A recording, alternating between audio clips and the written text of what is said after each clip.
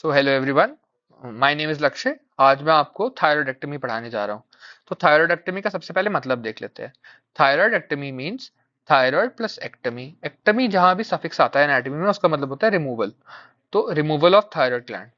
Indications क्या होते हैं? इंडिकेशंस ऑफ थायरॉयडेक्टमी मतलब थायरॉयडेक्टमी कब कब करने की जरूरत है।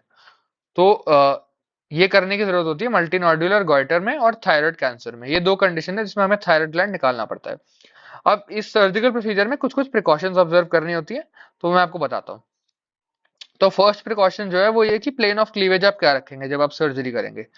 तो ये हम देखते हैं कि जो एनाटॉमी होती है थायराइड ग्लैंड की, उसमें thyroid gland is covered by a true and a false capsule.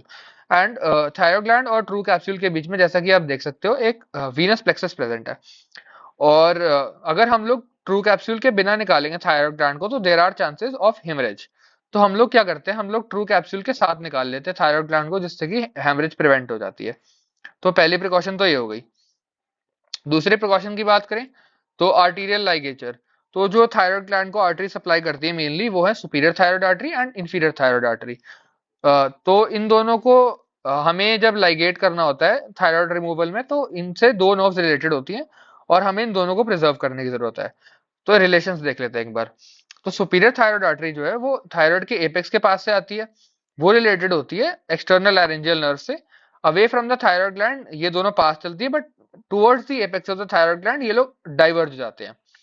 तो हम हमारी ये कोशिश रहनी चाहिए कि हम सुपीरियर थायराइड आर्टरी को जब लाइगेट कर रहे हैं तो हम थायराइड ग्लैंड के एपेक्स के जितना ज्यादा पास हो सके उतना पास लाइगेट करें, जिससे कि एक्सटर्नल लैरेंजियल नर्व की इंजरी ना हो।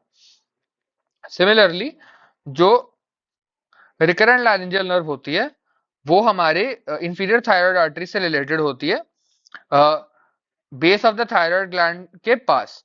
तो हम कोशिश करते हैं कि जो रिकरेंट जो हमारी इंफीरियर थायराइड आर्टरी है उसको हम बेस ऑफ थायराइड से जितना दूर लाइगेट कर सके उतना दूर लाइगेट करें, जिससे कि रिकरेंट लैरेंजियल नर्व प्रिजर्व्ड रहे।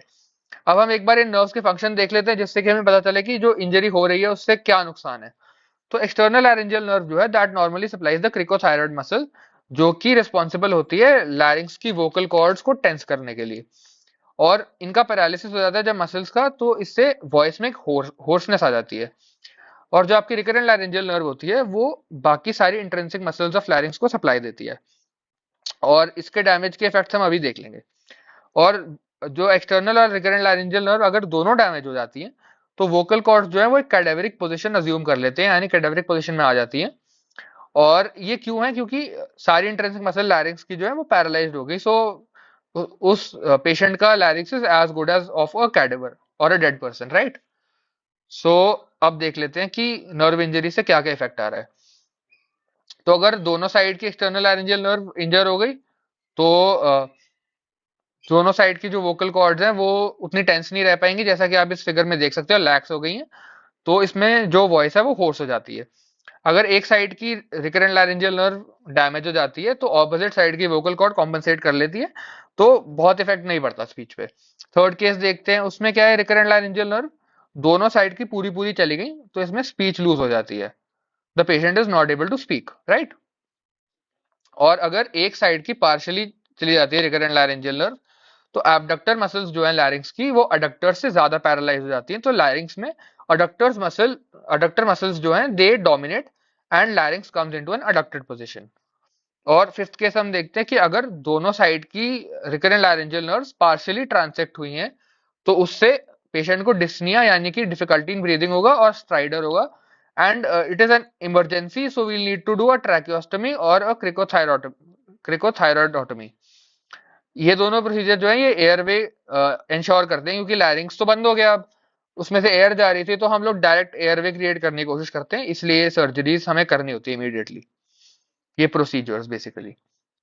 थर्ड प्रिकॉशन जो हमें थायरॉयडेक्टमी में ऑब्जर्व करना है वो ये है कि पैराथायरॉयड ग्लैंड्स जो है, जो कि थायरॉयड ग्लैंड के पोस्टीरियर रिलेशन में प्रेजेंट है, जो मैंने आपको डायग्राम में दिखाने की कोशिश की है, इन्हें हमें प्रिजर्व करना होता है, क्योंकि ये पैराथ हार्मोन रिलीज करते हैं जो कि कैल्शियम होम्योस्टेसिस के लिए बहुत जरूरी है। अगर हमने पैराथायरॉयड ग्लैंड गलती से निकाल लिए तो हाइपोपैराथायरॉयडिज्म हो जाएगा, जिसके कारण हाइपोकैल्सीमिया और इवेंचुअली टेटनी हो सकते हैं, जो कि इवन फेटल भी हो सकता है। तो ये तीन चीजें हैं जो हमें ध्यान रखने की जरूरत होती है। Thank you for watching.